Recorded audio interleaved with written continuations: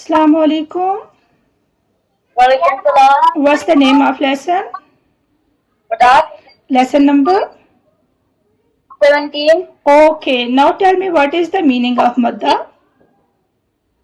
The meaning of mud is to such a long day. What is called for mud? Hamza and Sakoon.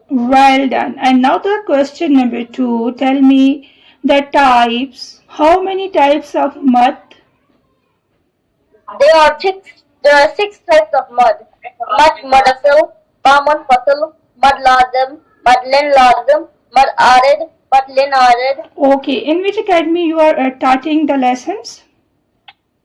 Bab ul Quran Academy. What will you do suggest the people? To learn madad. To join Babul Quran Join Academy Babul Academy. to learn like these lessons, okay?